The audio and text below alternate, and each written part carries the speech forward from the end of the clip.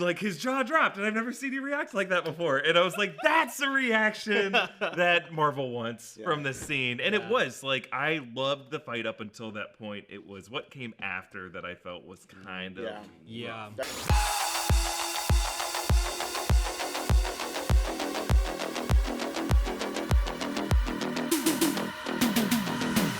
Welcome back to the Breakroom. Hey guys, do you remember the good old days when we used to take a walk in the cherry blossom trees?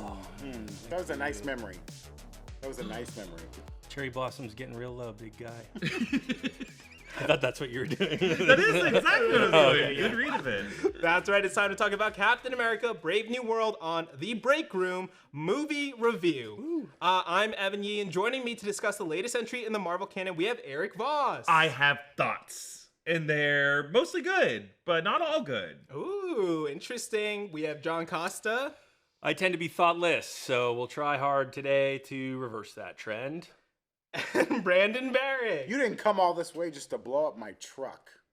Was that what he said? It was something like that. Oh, when he was fighting like on his drive back? Yeah. I like that line. We're going to talk about what worked in the movie for us, what didn't, and later we're going to kick off a new thing on the Breakroom we teased last year, our 2025 Movie Hall of Fames, plural. Whoa. Stick around to the end. We're going to get into it. Okay. First up, we are going to spoil this movie, so if you're tuning in live and you're like, well, I haven't watched yet, I don't want to hear some spoilers, I want to just get into a very quick, no spoiler review. Of course, Erik did this on New Rockstars, but in case you haven't watched it, anything we want to say before going into the movie?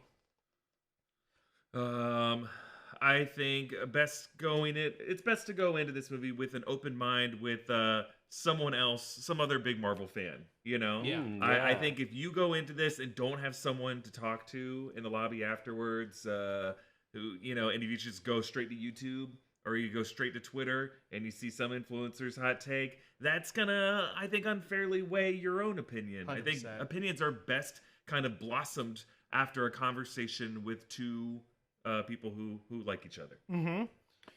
And unfortunately, only two of us on this panel like each other, and the rest of us hate each other. Which two? Stay tuned. Which two? You know, something that you said, Erik, in your no spoiler review was about the marketing of this film and the Red Hulk of it all. And you know, I empathize with the people who cut these trailers because there's a couple of things. Obviously, you want to get as many people to see the movie as you can. But also, even before the trailers came out, we were anticipating Red Hulk.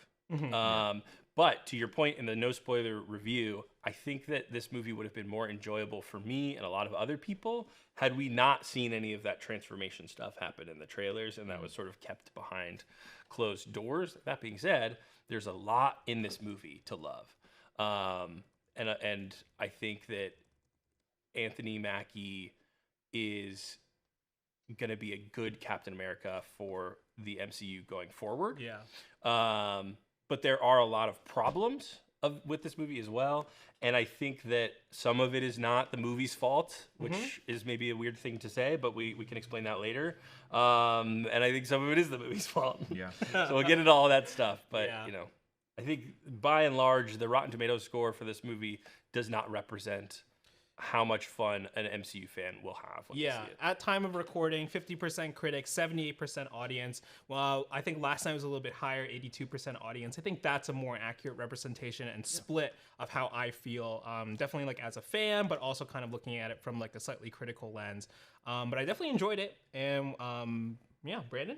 Yeah, I think it's a fun time at the movies. It's better than like the last two big comic book movies, which are a Venom and a Kraven. I think if this movie had come out, if this was the next kind of superhero comic book movie out after Deadpool and Wolverine, it wouldn't get hit so hard. I feel like this movie is holding on to the baggage of Kraven and Venom and got left kind of holding that bag, and everyone's in a sour mood right now because it wasn't as bad as I thought it potentially could have been.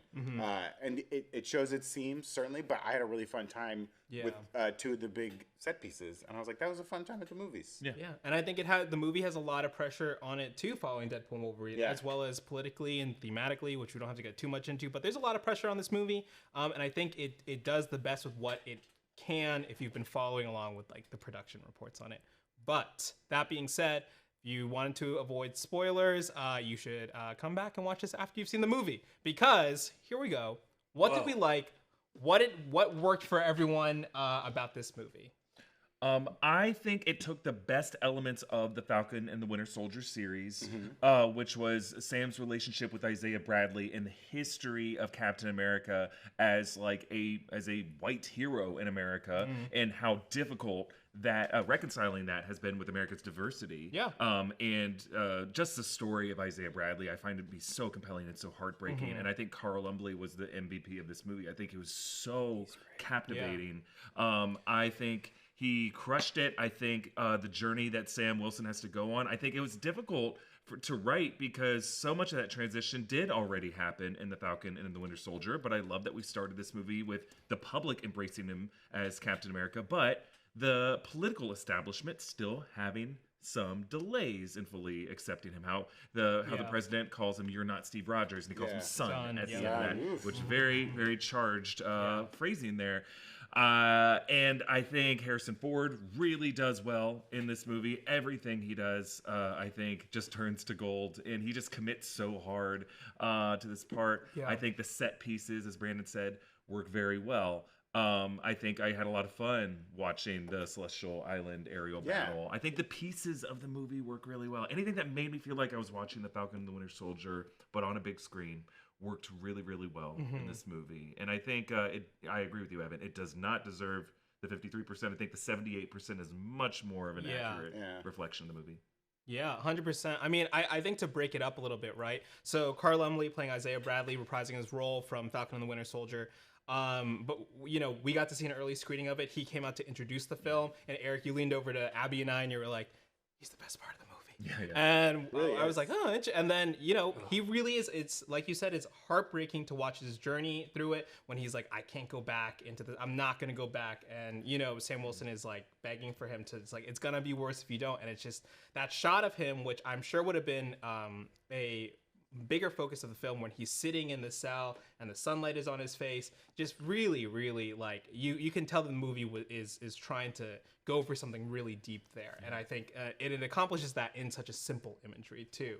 Anything you guys his performance was like really good and like really moving and sad, and like he starts crying, you know, like he brings himself to tears as an actor, like really incredible stuff, and even like having to be an older big guy running around, I think he did a good enough job. Yeah. You know what I mean? You know, he had to like get down on his knees at one point. I was like, when he has to throw the punching bag, that training scene was so fun. Yeah, like all that was like fun, and he was like a lot of fun. I think Harrison was a lot of fun. His, even just him like getting angry is like so funny. Yeah. They would kind of redden his face a little bit when he would get angry, and we were joking about his like flashback scene as a younger Thunderbolt Ross, like crushing a podium. It's just like so good, and like he was having a fun time, and like that was all very fun. In my opinion, Harrison Ford, keep the mustache, keep the Rotten Tomato score. Man, that movie would have been 10% better if we had the mustache. We were trying to guess if like Harrison didn't want to do the mustache, if they didn't want to have a mustache on a hulked out Thunderbolt Hulk Ross. Mustache might have been difficult. Because sometimes it goes away. One version of Red Hulk had the mustache you were saying. Does Hulk have hair? Yeah. Head hair? Okay. Yeah. Hulk and Red Hulk's hair went back to black, which was like very funny. We've never seen Thunderbolt Ross with black hair. Yeah, I think he really dislikes Amy Winehouse, right? He's a stan. I think I was telling Brandon, I think they did it just to make the visual asset a bit easier to design, because they clearly use versions of the. I would love that too. They, I think they used the original 2012 redesign that was improved over the years through Ragnarok, through Avengers Endgame. And through She-Hulk, and just kind of made him red. And that's why he kind of looks like, you know, at least the body of it looks like Ruffalo's Hulk. They used some Harrison Ford. I think the way they made Harrison Ford's facial features and mixed that in really effective. Yeah, the Hulk looks great. Some of the wide shots a little goofy, but I think they cut away from that. And when it comes out in 4K, it's gonna look seamless. It's gonna look so much better. Like his just initial transformation coming up from the podium. Again, they had to show so much of it. If no one knew Red Hulk would be in this movie, what a fun reveal Yeah. But there's no way around it. I mean, it was like an impossible task. Well, I think the way the movie came together through the production process, they kind of had to. Yeah. I don't know if that was Malcolm Spellman and Dalen Muson's original vision for this movie coming out of The Falcon and the Winter Soldier. We know Thaddeus Ross was going to be in it. I guarantee you they were going to do a Red Hulk thing, but I think that was going to be a twist in the third act originally.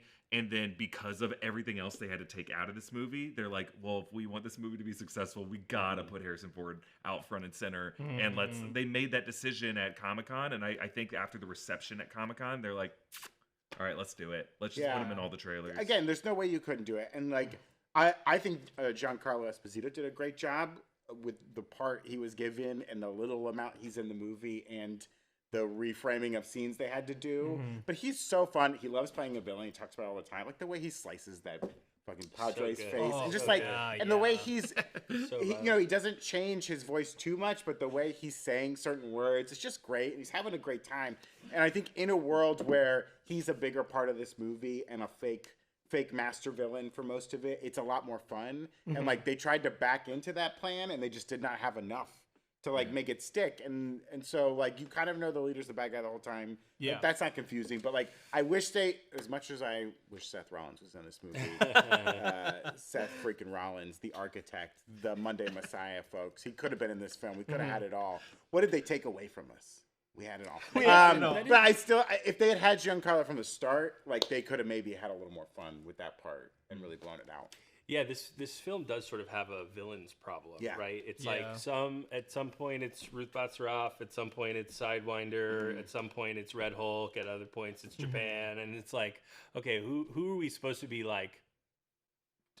I guess the leader is the puppet master behind the scenes, but like I never felt it needed another twist. I never felt like what the leader was doing ever surprised me because they used it was always mind control and it was always the same song, and I was like, how does he get so specific with what he wants them to do during the song? And there should be different songs for different things you got to do. Agreed. There was like a little bit of that. This is where I think this would have come into play.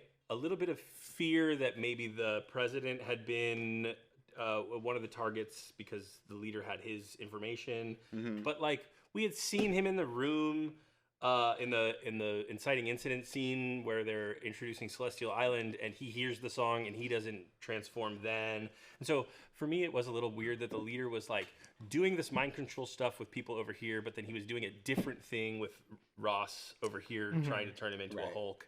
And it was sort of like, you know, I don't know, Stearns. It didn't quite put everything together. Also, if Stearns' plan was to ruin Ross's reputation by turning him into a monster, and B, do so in a way that turns the world into a World War III international crisis, couldn't he have just done that Franz Ferdinand the shit out of the president? Yeah, like he could have been there right at the summit. You had the Japanese prime minister, the French prime minister, the Indian president, all there in that room. And if all three of those guys were killed by the Red Hulk in that moment, World War III would have happened. That's a lot of nuclear powers who are now pissed at each other. So, like, I just don't know why. I understand the structure of a movie. You need to have a reason to have a movie. He was trying to, right? Because he has Carl Lumley, he has Isaiah shoot at him, but not hit him. There was that reference maybe that, like, to pull him out. That Sam says, like, you had him in your sights and you didn't take him out. So that made me think that it was just like a scare tactic, and they wanted everyone to be a little. I thought he was hoping that like spooking him would cause. Him to Hulk out. He said it was like his big plan that Sam had ruined at Celestial Island. Like he wanted it to happen there. Like I get it. It is more, a spectacle for the Red Hulk to jump ship to ship to ship. But I feel like even then, with like the Japanese people or the military establishment after that, the PM, would he be like, oh, well, that was just like a Red Hulk. I'm not going to declare war on the United States. They wouldn't have known it was the president, right? Because he would have done it inside the ship. Yeah. And they'd just been like, we don't know what jumped out of the ship. And I think this is like the problem with both this movie, but also, where we are with critiques of movies right now is like, one of the things that was really bothering me was when the president is on the aircraft carrier and he's like, and Stearns is on the phone with him, and his like heart rate is going crazy. I'm like, take the fucking headset off, my guy. Yeah. And like, you're right. There needs to be a reason for the movie, and like I don't know what you do in that situation. Maybe you just have it come over on the intercom, and other people can hear Stearns or something like that. But like, the truth is, those moments that we can nitpick that like really bother me don't take away that much from the movie. And I want people to hear this when we talk about the criticism we have of this movie, because there are many. I still had a lot of fun in this film. And honestly, up until the second half of the movie, I was like, I don't know what people are talking about. I'm having a blast. And so I think going into, if you have not seen this movie, which I imagine there are not that many of the people watching this video, but like for me, I just want to go into that movie and mentally say, okay, I'm going into this movie to maximize my popcorn blockbuster fun. And if I do all of those things, that I know what, get my candy, get my soda, get the reclining seats, get some cozy clothes or whatever it is. Like, this is not Captain America: The Winter Soldier. This is a different movie. And like, if you can just go popcorn brain, I think it'll be a lot of fun. Yeah, Popcorn brain. That's an apt description of Samuel Stearns.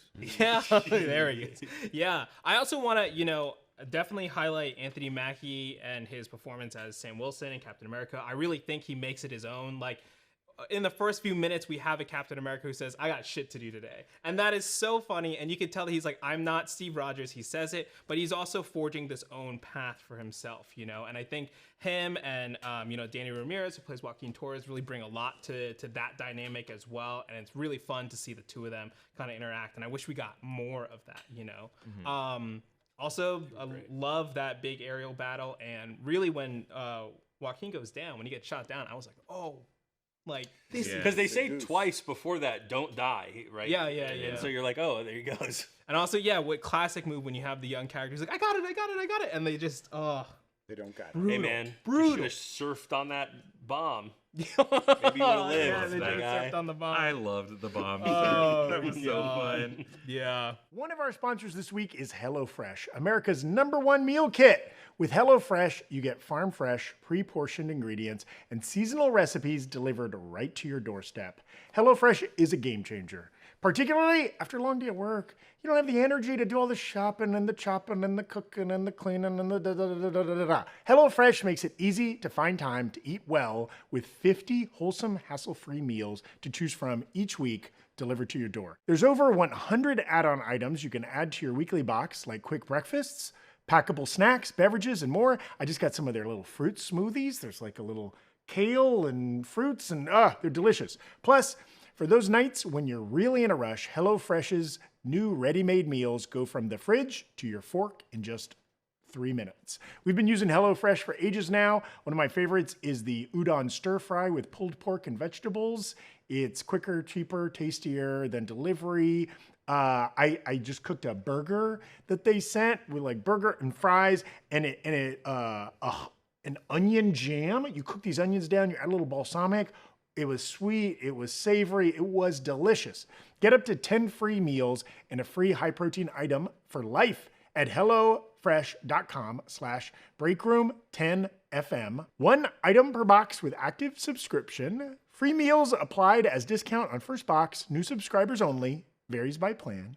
That's up to 10 free HelloFresh meals. Just go to HelloFresh.com/breakroom10FM. Thanks again to HelloFresh, America's #1 meal kit, for sponsoring the channel. Yeah, I will say, look, we've been following this movie for years, the production process. We've done a lot of videos about it. So I think there are a few people on the internet who know more about what this movie was at different stages than us. We know a lot. And then we go into a lot of movies and we can see the stitching. We can see the seams. At this point, we've gotten very good at noticing, ADR in that scene. That logic doesn't make any sense. You start to see that conversation here.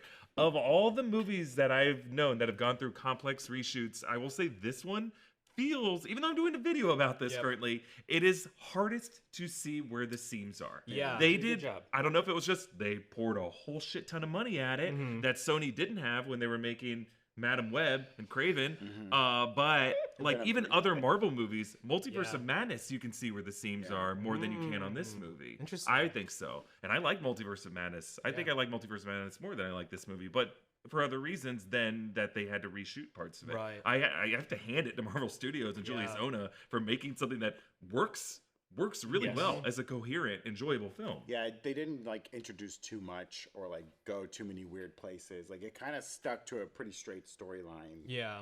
And we wouldn't know as much was cut if it weren't for all the trailers they put out and clips. Yeah. And you It's can really see a lot of scenes they didn't use. Yeah, it's not like the leaks and like scoopers and stuff that really did that. It's Marvel's own marketing. Yeah. And that's the video that's coming out on Monday. Is like I point out a ton of trailer shots where Marvel did not have to include. There were shots of a big funeral that Sam attends. Liv Not Tyler it was supposed to maybe be there too, right? I think. Yeah, Liv Tyler was you gonna be see there. him. He's like wearing a nice funeral suit at the end in a couple of scenes in the movie. Still, And if this were in the very first teaser that came out back in July, I would have been okay. They kept showing this funeral scene in nearly every trailer and promo, like trying to make us feel like Ross is going to die or Joaquin Torres is going to die in this movie. And I feel like this was pretty deceptive editing by the studio. You didn't have to do that. Just put more Red Hulk. If you've already decided to put Red Hulk in your trailers, just show 'em. go for it. We get it. But like that, there's a lot of shots of Ruth Bat Saraf in this that like if you already knew that you had to reconfigure this character due to whatever reasons, you don't have to put these other shots in the trailer. A shot of the leader wearing an Uncle Sam hat pushing through. I mean, that was added late in some of the late breaking promos and trailers that were not in the earlier trailers. And they know who the audience is. They know that New Rockstars and other channels are out there breaking down these trailers, and we know that they know that fans are going to still frame these shots and post it around on social media. So why even put that in there? And so I think that's where I think Marvel and Disney might deserve some criticism in the expectation management game here. Yeah. And now that we're in the spoiler section too, like I thought that it's interesting to see what Marvel considers to be something that they want to keep behind closed doors versus what they're okay showing in trailers. Because for me, that scene between Sam and Bucky was great. It was one of my favorite scenes in the movie. I loved seeing Bucky. I don't know that needed to be a surprise necessarily. And I also think that speaking of Falcon and Winter Soldier, the movie, would have loved to have gotten more Sebastian Stan in this film. I don't know. You know, there was an opportunity. I thought we were going to get him a lot earlier when Sam is sort of in the car and he goes, you know, there's a friend of mine who gets activated by these codes. I thought we were going to get like a phone call or something like that with Bucky. Yeah. That didn't happen. I thought it would have been And I'm Vision. surprised. Vision, you used to respond to Tony's demands. Coded. White Vision, we've never met before, but tell me, reach back into the. Hey, man, please don't call me White Vision. What is Jersey Mike subs? I don't know what they are. That's White Vision. All right, I wanted to shout out some people who've been super chatting, who've been sending in some compliments of the film as well. Tony McHale, regular super chatter, YouTube viewer. I really, really enjoyed myself at the movies last night. I had a blast. Yeah. This is a film about brotherhood and the responsibility that comes with carrying the shield. Sam Wilson is Cap. 7.8 out of 10. Yes, I very much agree with that, Tony.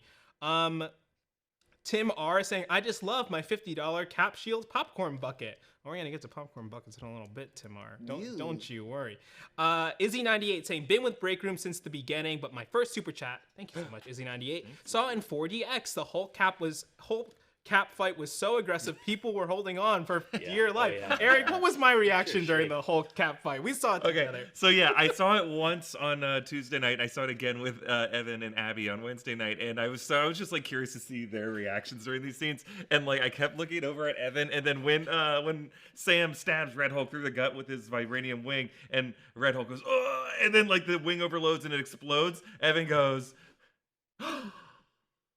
And like his jaw dropped, and I've never seen him react like that before. And I was like, "That's a reaction that Marvel wants from this scene." And it was like I loved the fight up until that point. It was what came after that I felt was kind of That's where they should have had where Betty Anthony Ross, Mackie's right? head was cut off for that shot. Lucy Liu and Kill Bill, just a little cleanly sliced. I mean, I was scared in that moment when he's Yeah. just like pummeling and he grabs the back of his jetpack and rips off the wing. mask. And then he's crushing his head. Oh That my was God. a good moment. And I then was even seeing the great. Hulk blood too, the cut with the wing was like so. I was like, oh wow, I can't believe they did that. You know? So why do we feel like they inserted this moment where it's clearly Anthony Mackie on a green screen saying, do it prove it to Betty? I wonder if they can't have fumbled this bad, but I wonder if they were really gonna knock Hulk out by that blast, and someone had to come in and say like, that's not how Hulks work, and you need to. That's not how. You know, like that's just gonna make him more upset, more angry, and it's that Hulk's. That's how they work. So do we think and Ross died in the original version of that, and that's maybe, whose right? funeral it was at the end? Maybe. It does feel like the Harrison Ford stuff at the raft was added later, right? Like that wasn't the original end of that movie, because they don't make it clear who the vice president is. For him to like, in theory, 5 months into office, he hulks out and he's like, "All right, I quit." Like that's really weird. And like again, they don't ever acknowledge President Ritson. They don't acknowledge any there's no presidents way. before. They don't acknowledge the last president who went on national television. Is like, there's aliens everywhere and we gotta kill them all, baby. Like there's no acknowledgement of any of that. No New Asgard. You know, they mentioned the blip. They mentioned the Tiamat and all that. So it's like, I think, he either died at the end or was like knocked out cold. And then they were like, they wouldn't be like, well, William Hurt died, so we can't kill off this guy. But like William Hurt was already dead when they started this movie. Well, I think what happened is he died, and then they took that raft establishing shot looked pretty good. That took a couple months, I would imagine. That was going to be in the post-credit scene. I think the post-credit scene was always going to be the leader back on the on the raft, and they took the raft shot from the post-credit scene, brought it into the final couple scenes of the movie. We didn't see the raft establishing shot in the post-credit scene, which normally, think how the post-credit scene would have gone. You would have seen the raft, and we all would have been like, "Whoa!" Instead, we were just inside the raft. And then the note came back, maybe through test screenings, like, so Captain America kills the president, and people, and they're like, "Oh, well, he's the Red Hulk." And his heart gave out, but like it was Wakandan technology and Captain America who killed the president, and they're like, "Shit, we can't really do that, can we?" I think that's what happened. This was another one of my like small nitpicks. Is like the president of the United States turns into a Hulk. And instead of everyone running, all the Secret Service people just open fire on him. And I'm like, you can't shoot the president. You can't do that. That was wild. They waited for him to throw. When he threw the podium, and they're like, "Okay, he's a danger to people." I know they should have run. Well, they're like, let's try one bullet. No, 2 bullets. No, that's it. The helicopter was spinning out of control and continuing to fire. I know. Someone held their finger on the gun. It's a Stark drone. It's a drone. He's dead. He's not overseeing tech anymore. It's a mess. Pepper let that one through, and And it's hard. It's hard to be that critical because we know that this movie went through a lot of changes and reshoots. And like Eric said earlier, like they accomplished whatever I imagine they were trying to accomplish, because it sure, we're pointing out all the seams, but that's because we do this for a living. I think general audiences are gonna, and when I say general audiences, that doesn't necessarily mean you who's watching this right now. We're not really general audiences. You're captain audience. I'm not talking about. general I'm talking about my admiral audience. I salute you. But I think like most moviegoers are not gonna like. That doesn't feel right to me. No, I was saying like I hope my dad goes to see this movie because he will not have seen a trailer and he'll be surprised when Harrison Ford turns into a Red Hulk. It will surprise him. He will live. He'll have a great time. I think it's okay to look at this movie through the lens of the other Captain America movies that we've gotten before. And the standard has just been set very high. I mean, Winter Soldier is many people's favorite MCU movie. Civil War is many people's favorite MCU movie. And those movies work really well because they have a very clear thematic through line for a super soldier at odds with his government who has to take matters into his own hands. And all the Marvel stuff, all the Easter eggs, the cameos, they are all kind of in service of that thematic through line in those two films. When Zola comes back in Winter Soldier, it's such a cool moment when you find out that Hydra has been corrupting the government, because you realize the battle that Steve thought he was done fighting from World War II, he has still actually been fighting this whole time. It's just a really cool like natural progression. My chief criticism with this movie is that we understand what Sam Wilson's thematic journey is. He, in the same way, or in a similar way, is at odds with his government, but for very different reasons. And I know Malcolm Spellman understands what that is. That's what he explored in The Falcon and the Winter Soldier. And it felt like Marvel Studios started to sweat. Like that this isn't a big enough story to sell across the world to audiences who don't care as much about American political themes. So they add things like Red Hulk, maybe that was always part of it, but make Red Hulk a bigger part of the movie. Tiamat is added to the movie. Adamantium is added to the movie. And all these other, the leader is added to this movie. And those 4 things that I said don't do anything to really further Sam Wilson's journey in this movie. And they feel like they are distracting us from Sam Wilson's journey. I was going to say, it felt a little bit like set dressing. Yeah. And the best parts of this movie is Sam's relationships with the people that he's close to. Mm-hmm. You guys have already talked at length about Isaiah Bradley. I know people have pitched this movie time and time again. If Marvel Studios ever wanted to like break out of the MCU timeline, wouldn't it be great to get an Isaiah Bradley standalone movie set in the past? But man, when he is on the ground getting arrested and he is like, "Please watch my suit," it was heartbreaking. Yeah, he's so good.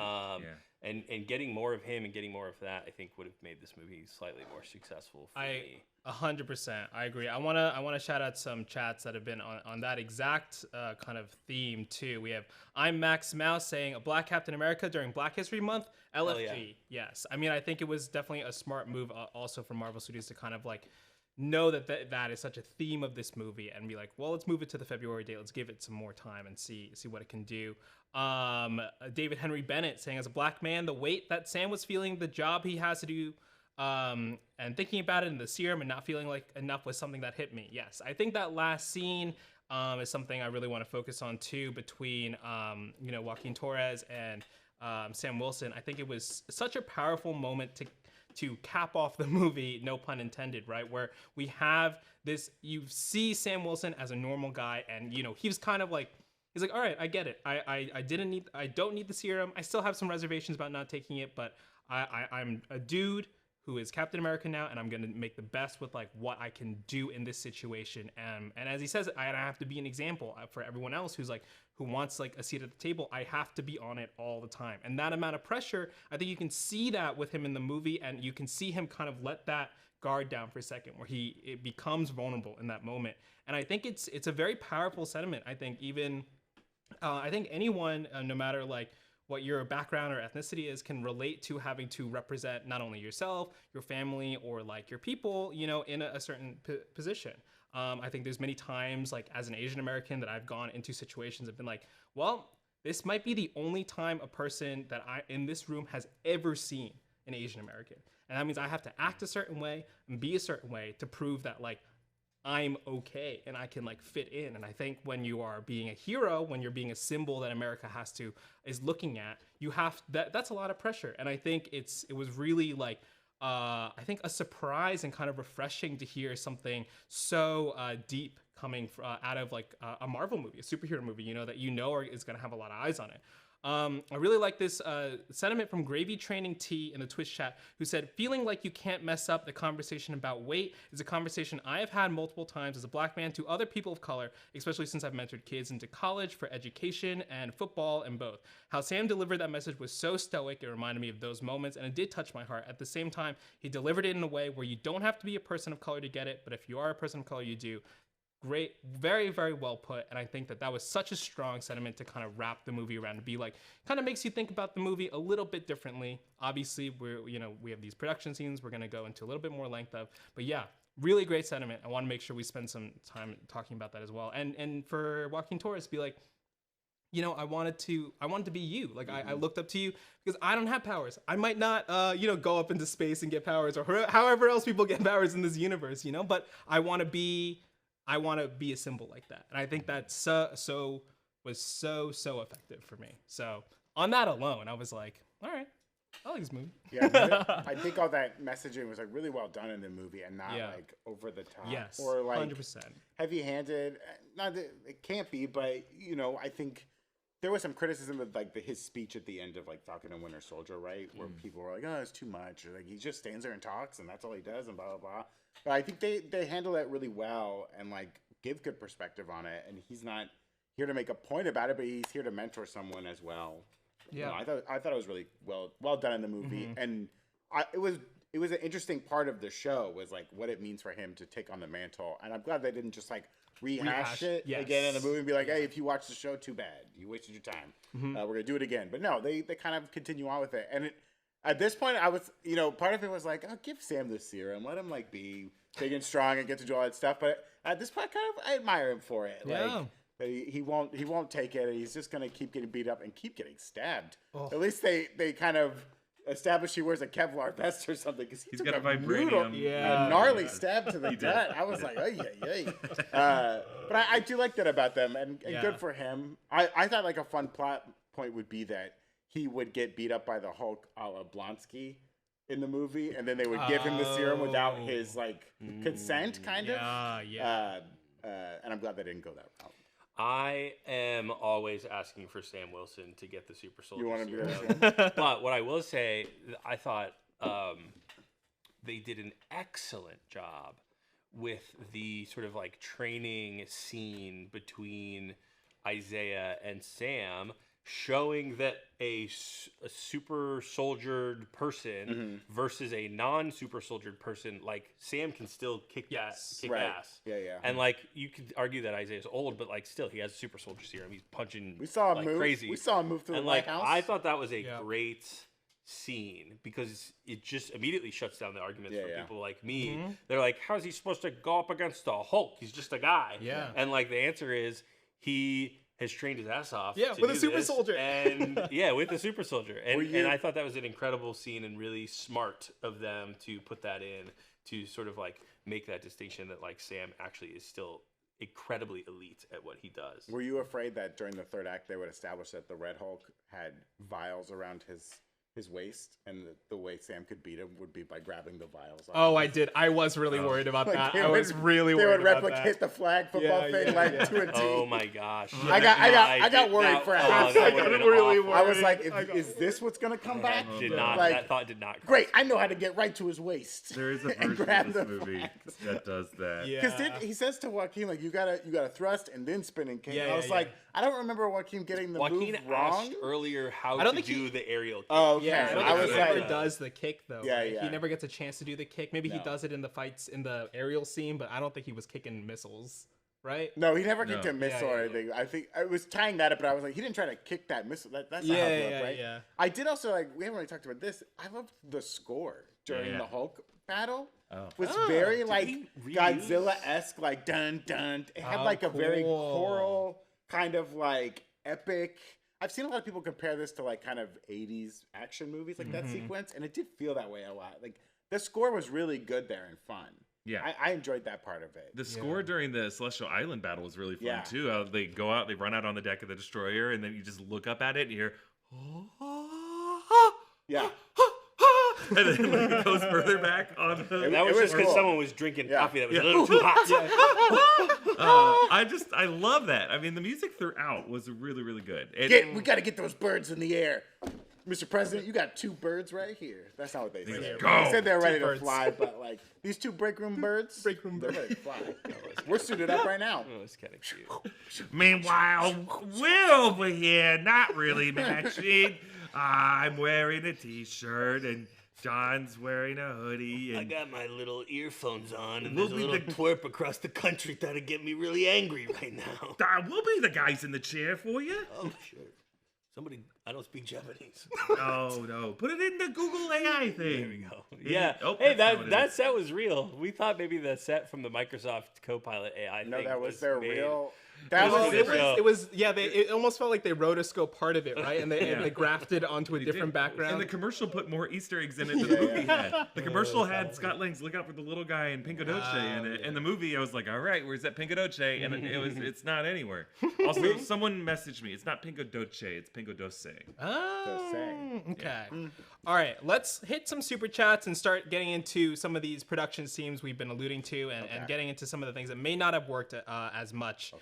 Garrett Bridges saying heart-wrenching with Isaiah Bradley at times, and some of the dialogue felt unnecessary, but it was awesome to see Anthony Mackie be that dude. Yes, love it. A lot of exposition. There was yeah. a lot of, hey, did you forget about the Incredible Hulk? That's right, yeah. Where's Betty, my daughter? Neil Cochran saying, do you guys think Sam Wilson could lift Mjolnir? Oh, interesting question. He curses too much. The language is not proper. Yeah. Mjolnir is a little prude. Yeah, Mjolnir, big time prude. Floyd Roger is saying, actually, let's start with this one first. S. Elizabeth saying Brave New World is what Secret Invasion should have been. Also, instead of Ruth Botsaroff, I think Daisy Johnson would have been killer. Quake? You know, you guys are always trying to get Quake back in there. Yeah. And she'll come I'll back take someday. But I don't know, like, I don't think it would have helped this. Well, I don't know. I guess she would have been better. Is it bad of me to think that Ruth Botsaroff was the worst part of this movie? And if she was removed, I would have had much better time. I think that, like, and I don't blame the actress. The writing of this character was so bizarre to me. She's the head of security, and then the president just got an assassination attempt on his life that was also involving Secret Service people, and she did not resign immediately. Like, wild. She's not the head of the Secret Service. Yeah, it's not Secret Service. She's what? She's Ross's security detail. Yeah, because but we the don't Secret know. Service would be applied by the government, right? They come from the Department of the Treasury, I believe. She didn't do her job. He's hired someone separately point. off the books who's an ex-Black Widow. I think she's off the books. And she should resign. She should do that. You guys want to know my hot take in this honest review? Yeah. I think putting Ruth Botsaroff Sabra in this movie is why Nate Moore is leaving Marvel Studios. Whoa. I'm curious about the reasoning. So Ruth Botsaroff, Brandon and I were together at D23. We were there. We were there when they introduced this movie. It was still called New World Order at the time. They brought Tim Blake Nelson out on stage. That's where they announced that Tim Blake Nelson was coming back. And then they brought out Sheer Haas. Or maybe they just said Sheer Haas. They showed her headshot. And they're like, she's going to be Ruth Botsaroff. And then I just quickly tweeted that. I, to be honest, did not know who Ruth Botsaroff was. I later looked it up and I was like, Sabra, an Israeli Mossad. And this was summer 2022. And I was like, does Feige know that there's a Mossad character who's going to be in this movie? Maybe they're doing something different with it. I didn't say anything about it. And then, October 7th, 2023 happens. And already Mossad is a controversial organization that, I don't trust Disney's Marvel Studios to have a good take on in a Marvel movie. What were you thinking? And it really just feels like someone at that studio just drew a name out of a fishbowl and said, since this is a guy movie, we need a female butt-kicking superhero. And Ruth Botsaroff was there in the 80s, and let's put her in this. And Kevin Feige was overextended at this time, overseeing 18 different things, didn't double-check it, trusted Nate Moore too much, and when that all blew up, that was kind of they had to reconfigure so much of this movie, and the more I'm looking through trailer footage, it was for that character. Yeah. It was she was going to be a big part of that Celestial Island battle. She was going to be a big part in the final act. I think she knew that Ross had this Red Hulk aspect to him. Yeah. They trimmed down how much he was going to Hulk out on that destroyer, and the character makes no sense in the movie when you rewatch it a second time. She does not need to be in that battle. She shows up wearing some armored suit that is covered with a coat, and it is a shame. And I think someone had to face the music for that. Yeah. This would have been a better role for Taskmaster, right? In this weird world where interesting, post the events of Black Widow, Ross was tracking what was going on there. We know he was looking for her Captain America during that time and all that stuff. Let's say he picks up Taskmaster off the street. It's hey, I got a job for you. You have a unique set of skills. I could use you on my private security team. It has a weird reveal of that's someone who's been helping the president is Taskmaster. I don't know. Do something fun with that, because it is weird that Ross isn't really. Yes, he does wind up at the raft at the end of the movie, but it's not. The fact that he was keeping the leader at a black site for 16 years is crazy, and he's the villain of the movie. He should be the villain. Instead, it's not really portrayed that way, and it's Yeah. kind of like, oh, I'm going to prison now just because whatever. Yeah. And like, does the American public know he went to prison? Do they think he's dead? I think they said it on the news, Okay. right? Yeah, and if you're asking like why am I holding Nate Moore responsible for that and not the screenwriters? Well, we know from Nate Moore's own interviews, from Joanna and Gavin and Dave's book about how Marvel Studios produces these. Yeah. They tell writers like Malcolm Spellman, write the best story that you can. You yourself do not need to be a comic book guru. We'll be the comic book experts. Trust us to tell you what to name these characters, but tell us what kind of character you want, and I'll come up from the archives of a good name, and then we'll make it work so it feels like a good Marvel Studios movie. And Nate Moore was that role on this movie. And Nate Moore also was the one who had to go out and explain why they had to retitle it from New World Order, which has connotations with anti-Semitic conspiracy theories that are out there, to Brave New World. And his answer, when you look back on it, felt kind of like not tone deaf, but just like, why would you think this would, like, obviously the first episode of the Falcon Winter Soldier was named that, but we knew the context of it there. It's different titling what you hope will be $1 billion movie and I just think like some major mistakes were made here with just and it was very costly to the studio to have to reshoot it. Whether even if it was cheaper than reshooting the Marvels or Multiverse of Madness, it was still tens of millions of dollars more that they had to pay to reshoot stuff. And again, like they did get it mostly like pretty cohesive. Like I would say like 95% on the way there. And you know, we were talking this morning, Eric, but like Nate Moore's still out kind of promoting the movie, right? Even though he's left Marvel, he's talking about it and engaging in conversations. One of our sponsors today is Mando. And if you smell like a sweaty linebacker and would rather smell like a good smelling linebacker, Mando's the brand for you. Okay, Mando's whole body deodorant comes in 3 forms: invisible spray, solid stick, and invisible cream. It is clinically proven 72-hour odor control. So it's perfect for long days at the office or long days live streaming, frankly. Since using Mando, my stink is on the brink. My funk has been debunked and my stench is quenched. Okay, Mando stops odor before it starts, and it's safe to use on your entire body. Any of the stinky bits, okay? Mando comes in 4 cologne quality scents: Bourbon Leather, Mount Fuji, that one's my favorite, Pro Sport, and Clover Woods. Mount Fuji has like a nice crisp kind of citrusy vibe to it. Mando's starter pack is perfect for new customers. It comes with a solid stick deodorant, cream tube deodorant, 2 free products of your choice, like a mini body wash or deodorant wipes, and free shipping. As a special offer for listeners, new customers get $5 off a starter pack with our exclusive code. That equates to over 40% off the starter pack. Hi-yoo! Use code BREAKROOM at shopmando.com. That's SHOPMANDO.com. Please support our show and tell them we sent you. Smell fresher, stay drier, and boost your confidence from head to toe with Mando. We want to shout out our sponsor, Prolon, whose 5-day program gives you the tools to get your health goals back on track after a Super Bowl Sunday of nothing but junk food. They've got a science-backed plan that makes it easy to stay focused and achieve real results. Prolon's fasting mimicking diet is a revolutionary plant-based nutrition program that nourishes the body while making cells believe they're fasting. We did Prolon's January fasting challenge and loved it. Enough so that we're going to do it again this month. The 5-day program includes snacks, soups, and beverages designed to keep your body in a fasting state. No guesswork or planning required. Plus, you get motivation and guidance from longevity and nutrition coaches. After just a few days, you get more energy. I was feeling better, sleeping better. I woke up just feeling better every day. Plus, once I was done with my 5 days of Prolon, I felt less tired after meals. It was really good. The program was researched and developed for decades at USC's Longevity Institute and is backed by leading U.S. medical centers. Prolon helps support healthy blood sugar, enhanced skin appearance, fat loss, and improved energy and focus post-fast. 3 consecutive cycles of Prolon have been shown to reduce your biological age score by an average of 2.5 years and your waist circumference by 1.5 inches.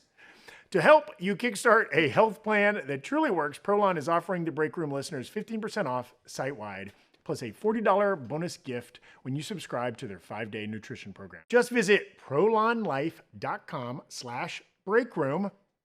That's PROLONLIFE.com/breakroom to claim your 15% discount and your bonus gift. Once again, that's prolonlife.com/breakroom. I just want to jump back to your point about Taskmaster, Brandon. I agree with that take. I also want to shout out Gary B, who sent in a super chat saying, yeah, Gary Busey in the chat. Busey, come on the show. I really enjoyed the movie. Don't come on the show. Okay, don't come on. We rescind that invite. It felt grounded, and I was excited not to be in a space or talking about the multiverse. The leader, the leads killed it. Yes, I agree. And also, like, I agree with Erik about the inclusion of Ruth, but it could have been any new character and not just someone had I think someone in the chat was suggesting what if it was like Yelena or something, but it's maybe too much homework. I don't know, but then you have all the Hulk Eternal stuff, who knows, right? But yeah, it could be interesting to kind of do that. I did like the little geopolitics we get, especially this kind of weird world, and the idea of we're kind of stabilizing the world again post blip. Yeah. We're making this big treaty, screw Wakanda. They won't share their vibranium. Well, we all got adamantium now. It's going to be great. Mm-hmm.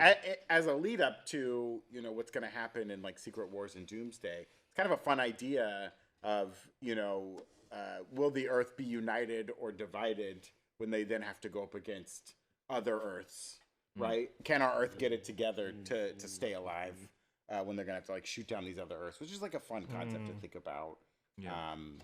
I think they did that was fun to see in this movie, but I could have used more of that, right? Yeah, I feel like we won't get to see it until Doomsday comes out. There's no other title. I mean, we have Thunderbolts, we have Fantastic Four, but Anthony Mackie's not going to be in it. We didn't get a good year anywhere in the movie, did we? Of when the movie it's takes April place. 2027. April 2027, and we think Thunderbolts will be in 2027 also. Yeah, I think we see that Bucky's year. on the campaign trail, so it's going to be at least a couple of months time jump. Well, I think he's already Oh, that's interesting. Yeah, because if he's running for Congress in April 2027, there was just a federal election. Maybe he's running in a special election to fill a seat. Those could be scheduled at any point. Yeah. It could be late 2027. We don't know yet, I guess. Mm-hmm. Yeah, we don't know what time of year it is. Speaking of Bucky, does the movie have an "I love you" problem, where people say "I love you" and people don't say it back? Bucky, before he leaves, Sam says "I love you." And Sam does not say "I love you" back. Mm-hmm. And I thought, it was great for Bucky to go out on a limb like that, open up his heart. This man killed the Starks. He killed JFK. Yep. He's trying to do good. Mm-hmm. If he says "I love you," say it back. Yeah. President Ross calls his daughter. She answers the phone, maybe for the first time in 20 years. We don't really know. Mm-hmm. And he says "I love you" before he hangs up. She does not say it back. Well, but that's she does. That part. No. She does. There are two. No, she says "Bye, Dad." There are two unrequited "I love yous" in this movie, and people say "I love you" back. I don't think that she needs to say "I love you" back to her. No, she does. Fucking insane. You answered the phone. Sorry. I don't need to love you to answer the phone. I should have called when they tried to kill you. Yeah, you should have. You should have. Hey, you know what, guys? It's Valentine's Day. I'm not saying it back, Erik. Ooh. I'll start on the other end. Okay, great. Evan. I already have problems saying "I love you" in my personal life. Whoa, reveal. This is good. Reveal. This is good. Evan, I love you. I love you, Erik. You don't have to mean it. Just say Brandon, I love you. Erik, I love you. Thank you. You're welcome. John, I love you. I'm not calling you Dad. Oh my God. I'll never call you Dad. This is going to be taken out of context. It says, new rock stars we got a Erik Voss on camera forces his coworkers to say I love you too. Are men okay? Half of these men can't say "I love you" back. Yeah, what gives? Jesus Lapidus. Viewers, we love all you. love That's you. True. I love some of you. We love you as individuals. Yeah. We love you more than your partner loves you. Let's talk about adamantium and the inclusion of that with Tiamat. Mighty Miles asked, did you all catch the hint at a Weapon X program when one of Ross's employees confirmed that some adamantium was stolen? And then also Floyd Rogers saying adamantium felt like a Chekhov's gun situation.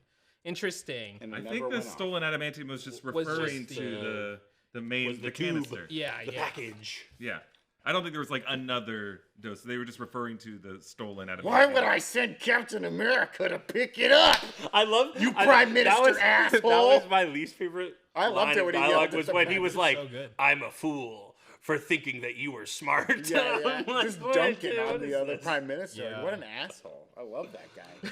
I'd vote for President Ross. He really committed. I mean, we've mentioned it before, but Harrison Ford really did. He disappeared into it. I was great. Like, yeah, this guy's great. Anthony's Mackie. There's more than one of them? Yeah, it's my favorite restaurant. He said in that was it a Esquire interview? Or was it the Vanity Fair interview? The big interview he did. Esquire, yeah. Esquire. He said that like that first scene he had to shoot with Harrison Ford, and I'm not sure which one it was, but he said he like totally blew his lines. Like, it was his first day shooting with Harrison. He walks in the room. Harrison's like does his line, and he goes, I don't know.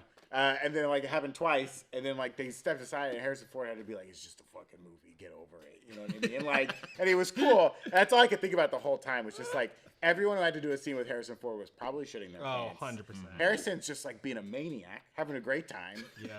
I wish Harrison and Giancarlo had found a reason to be together, because that would have just exploded on screen in like an incredible way.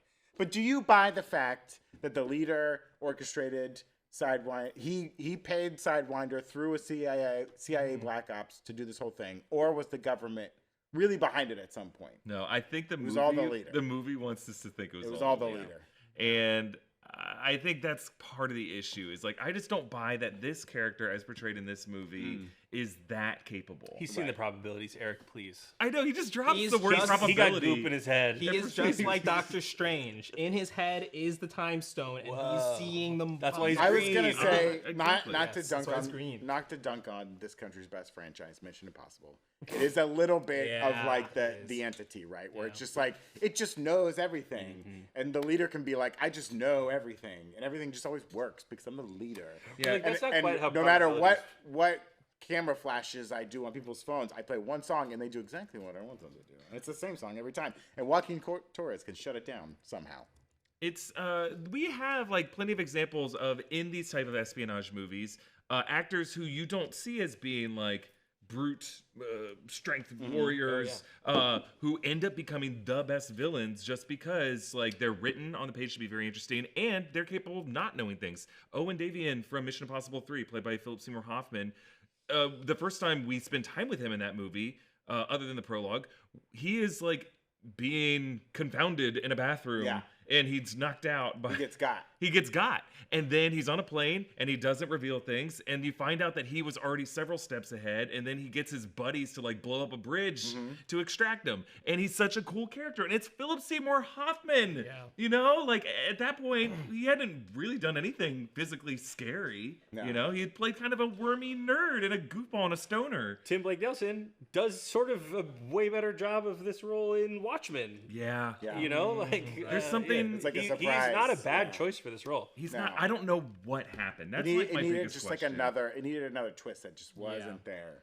I Like think another there kinda was reveal. something that he did with this character that just test audiences weren't connecting with, and Julius Ona didn't really know how to like build a scene around. Because Tim Blake Nelson is a very good actor. I think Julius Ona proved himself as a very capable director, and I think there was just something weird with that where I think Julius Ona was like, "Hey, I didn't direct this 2008 Hulk movie. I wouldn't have cast Tim Blake Nelson for the movie I'm trying to make, but Marvel's trying to make it a Hulk successor movie, and I don't really have a good angle for this." And Tim Blake Nelson, who we know from his various Coen Brothers movies and from Watchmen and all of his parts, can do all kinds of things under any kind of makeup. And something just didn't happen here. There's a major misfire, I think, with the leader. Yeah, I think it just has to do with like the kind of reconfiguring of things, right? Yeah. And maybe just one reshoot too many, right? He came back and had to do more stuff. I mean, I will say just I meant to bring this up earlier with Julius Ona. I think some of the scenes that that they had more time with felt very visually different than other Marvel movies we had seen in a while. A lot of really interesting zooms and edits and transitions. So hey, props to you. Props. So, all right, best guesses. When does Adamantium come back into the MCU? When do we hear it again uttered? They'll use. I think in Doomsday, they'll use it to build something, some sort of suit or something like that.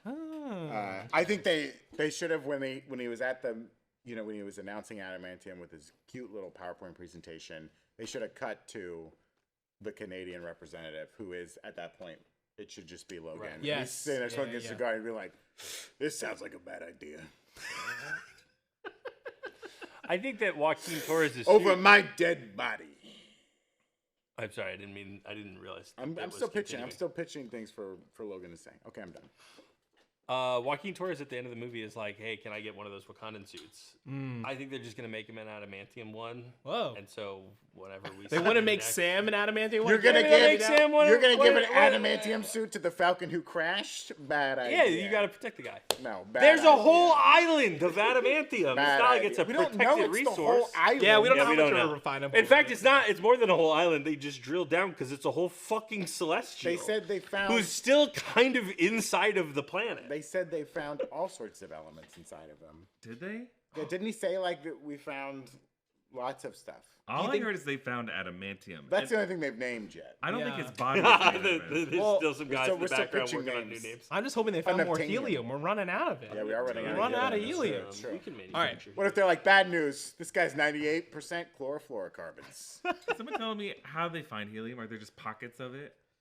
And they like tap on the rock and they're like, to go to oh, Munchkin Land first. They and just then- suck on the rock, and if their voice goes up, You send a miner like a minor? miner, an MINER, into the earth, and it becomes a going. I think there's nothing down there. You know, there's helium. Down there. Okay. He's lying. Yeah, it's from all the balloon dinosaurs from the Earth, you know? okay. Answer. So all Okay. those clowns who made those Yeah, balloon, the balloon ancient animals. clowns, you know. All right, so I want to hit some super chats before we go into this Hall of Fame discussion and some Twitch chats as well. Devin the Water saying, Sidewinder reminded me of Batroc the Leader will continue to be a thorn in Cap's side randomly. Yes, I agree with Gotta that. have more. Loud gun. Loved his loud gun. Very loud rifle. Oh, That yes, was a lot of very fun. loud, yeah. Very loud rifle. I want to go through really quick. Drogo asking, what color size Hulk would you turn Did he into? shoot a knife out of the air? That was silly. He did shoot a knife out of the air. That was very fun. I would be Purple Hulk. What Okay. the fuck, Brandon? Answer the question. What color Hulk would you be? This color.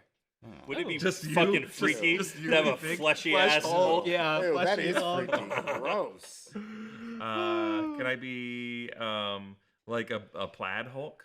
Ooh, a Whoa. Like a tartan, Argyle. a tartan Hulk. Yeah, yeah. Ooh, a houndstooth Hulk would be fun. Yeah. Oh, I think I'll just be a pale green Hulk. Just a little paler. green. Yeah. Dream it's big. simple. Dream big. No. Like when SpongeBob has No. the suds. Yes. There we go. There we go. Suds Hulk. Don't get this right. Jack Sparrow saying, I personally liked the movie in the post-credit scene. When I heard the ADR Captain America, I instantly thought of Brandon. America. So John and I were right. It was a clip. It was an ADR Captain America. I need you. Cut around Captain America.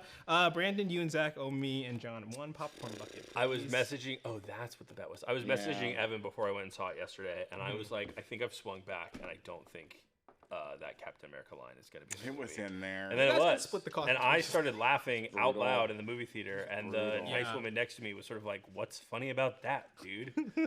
There was another really weirdly ADR line. I think when they were driving in the car at some point, Yes. they cut the over. Hummer EV. A lot of product. Hey, look at that placement in front! this film. Look at that front trunk space. Yeah. There was one Perfect with. for your Captain Perfect America for a shield. shield. I think there was one when he was even talking to Sidewinder, like in the second time, the third when he's like chained up. I think there was a. weird Yeah, the question about the Sidewinder stuff. Oh my god, how have we not talked about the two-footed into Sidewinder that Sam Wilson does? That looks like the goofiest thing I've ever seen in my entire thought it life. looked My cool. whole theater laughed. I did like. Wait, I which liked one? it. I When went. He sends oh. 2 feet. He sends 2 feet horizontally into Sidewinder and I then liked lands flat On the car, yeah, My whole yeah, theater laughed. I I liked did it. not. Laughed? Yes. I think we were all. I think Wow, our we were theater in was like, different theaters. oh, Our theater was I like, like get him! yeah. Maybe That was mine looked good. worse. I was wondering the Giancarlo scene when they meet at the training bunker. I don't know what that Yes. place was. Yeah, whatever that was. That whole Giancarlo scene was on had to a fit. green screen. Yep.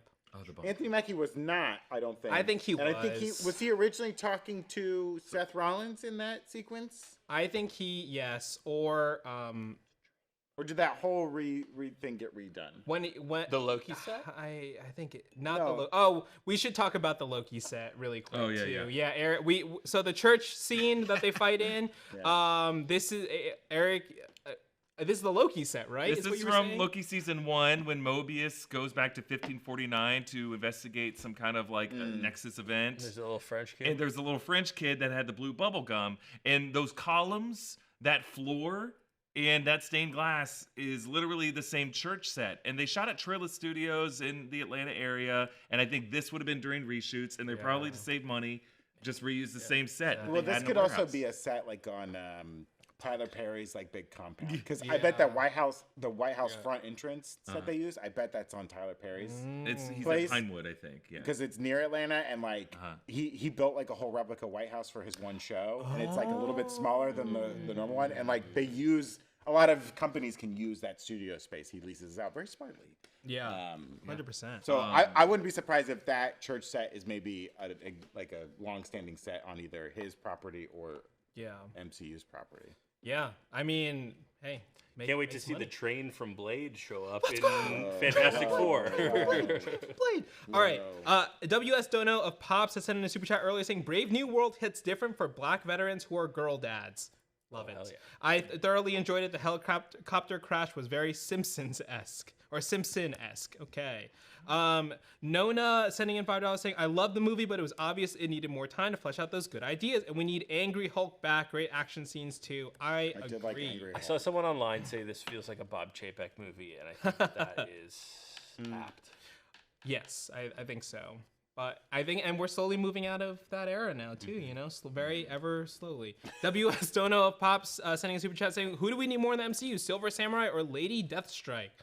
Get a Silver Samurai. Or first, I think, maybe. And I think we might be getting close to that if, like, adamantium is being shared between the United States and Japan. 100%. Silver Samurai was in X-Men 97. For a flash frame. Was Lady Deathstrike ever? Yeah. Morph turned into Lady Deathstrike. And then, Keel Robinson saying, just watched it. More damaging than Quantumania? I don't know if I agree with that. More damaging? What do you mean by damaging? Yeah. This movie was still fun. It's a good movie. Still fun. Yeah.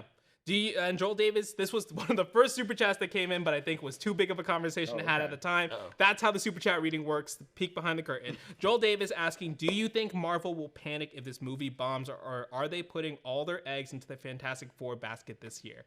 I think they are fully in on Fantastic Four. I think that is maybe the movie that they have felt the most confident about in a very long time. Yeah, if they were putting this out in the summer and it bombed, they would be very worried. But like, it's clear that they feel like they've got a good runway going. Right they panicked about this movie in April of 2024, not now. They're done panicking. Yeah, I think they panicked. Yeah. The panic period is over. I think the last panic would have been around like September 2023 into October 2023. It'd been when they decided we have to do reshoots and recasts with Giancarlo. But yeah, at this point, they already kind of know that this movie might underperform, and they've done everything they can to get profit out of it. Like all these advertisements, from life insurance to Tide to Peloton. I'm really hoping that like audience, you know, seeing the audience score be so different than critics is maybe helpful, right? People just being like, I want a popcorn brain movie, and if it's tied to Marvel, cool, okay. Tim Kogan saying it's easy to kick Marvel on a downswing, but this isn't the movie to do it with. It's not Love and Thunder or Quantumania. I think I agree with that, Tim. All right, so we're doing this thing, 2025 Movie Hall of Fame. All the movies we're going to cover on the break room, we're going to see if it makes this year's Movie Hall of Fame. This is the first movie that we're talking about, I think, in earnest on the break room that we've dedicated a movie review for. The Hall of Fame is probably going to be 10 movies for this year. I would say at this time, maybe not in the 10 movie Hall of Fame. We could say, let's be nice. Let's put it into the Hall of Fame of movies that we talk about on the break room this year. It's going to break my heart to have to bump it. So no, I don't get it. Yeah, that's true. I would put it in if we put Gorge in at the same time. And I think we'll have, he's unseen on Gorge. I've never seen Gorge. John, Jessica, and I, we're going to watch the Gorge and we'll report back. We're the Gorge Will we boys. do a full break room episode? Who's to say? 24-hour stream where we only watch the Gorge. If we stream from the Gorge. You send me to the Grand Canyon and I'll just do a little camera out there. Is that where the Gorge is? In real life? Who knows? Are we gonna talk about more than 10 movies on the break room? Oh yeah. You think so? It's my personal mission. Is it gonna be like 11 movies? It's gonna be 11. The one movie I leave and off? we'll have to add it in. But okay. So if we're all in agreement, not in the 2025 Hall of Fame. Probably not. Looking ahead. Yeah, what movies do we got coming? We got Thunderbolts, Fantastic Four, Superman, 28 Years Later, Jurassic World. We got Rebirth. A Mission Impossible. We got Mickey 17. We got Sinners. We got that new Steven Soderbergh movie that looks dope. Oh, Black Bag. Wicked for Good. Wicked for Good. Legend of Ochi from A24. Legend of Ochi. Tron Ares. Tron Ares. Oh, yeah, Avatar? Did you say Avatar? Avatar, Fire and Ash. There's gonna be a lot of There's a lot movies, of movies. folks. Yeah. Yeah, Big movie. We year. got some We have good memories. ones. We can yeah. name things. Yeah. Not Not in a script. We got a Megan 2.0. M3gan. M3 again. M3 M3 again 2.0. Oh, it's a three. It's a No, three. I Oh God. M3. We're trying to I'm get way it behind. started. Megan. GA. Yeah, Is yeah. how it's Call it stylized. M3. What are they gonna do for the third movie? Oh, Dash and I had this the other day. M3 again a Gigan. Oh my god. We got Dead or Final. Well, you Reckoning. could do Mission for the fourth one. You could turn the A into a 4. Yeah. But what do you do for the third one? Oh, it was so good. I've never seen Dash. Maybe be the so M is the 3 Turn sideways. turned sideways. Interesting. If I remember, Anyways, I'm gonna record a video on my phone. I'll edit later. Okay. Thank Okay, so great, but to separate these Marvel movies out from all the other movies we're gonna be talking about, the Multiverse Saga Hall of Fame. Okay. In the Multiverse Saga, we're gonna be ranking 5 movies over time. Things will move, things will shift. Would this be in the top 5 movies of the Multiverse Hall of Fame? oh, this is a 3-year Hall of Fame plan. Yeah. And this is This is starting. your award. This is starting from No Way Home, I believe. No, it is Nope. starting from Black Widow. Well, from Black Widow. Black Widow. Yes. Oh, The then official start of Phase Official 4. phase I one. don't think so. I don't think it's gonna feel like as essential as some of the other ones. Yeah. Here are some of the movies that we were putting in front of this one. Mm-hmm. Shang-Chi, Yep. Doctor Strange in the Multiverse of Madness, Spider-Man No Way Home, Deadpool and Wolverine. Deadpool and Wolverine, And Guardians 3, Guardians I believe. 3. Also, Black Panther Wakanda Forever. So that's 6. That's 6 we named right there. Only 5 can make I don't it. think this all Those those current- will movies fit are in. better than this movie, I think I so. think. If I had to knock one of those out Yeah. personally, I would knock out either Multiverse of Madness or Black Panther. Yeah. Wakanda Forever. I think for me, like both Black Panther and Guardians 3 are like tough rewatches because they're heavy, sad Yeah. movies Yeah, 100%. that are like pretty brutal. Also, like Deadpool and Wolverine, it's fun. It's a lot of fun. I don't know how rewatchable that movie is. Yeah. Outside of like Hugh's performance in that movie is really great. But it's like a lot of those Deadpool movies, their rewatchability for me really dies down because it's like the jokes and like the kind of gags get old and like I don't know how much they hold. But I mean, Hugh Jackman is so great in Deadpool and Wolverine. But I don't know. I don't know if this movie would crack into Top 5. the top 5. Yeah, for- because I think, the there Multiverse probably Saga. is, right, like just about 10 films out. This would be currently in the top 10. I mean, I think there's been some pretty rough Yeah, ones. there were 10. Yeah. Okay. Well, hey, what are we going to say our 5 is currently at this moment? February 14th, Gorge release day. Captain America Brave New World release day. What are the top 5 films in the current Breakroom Hall of Fame of Multiverse Saga films? In no particular order?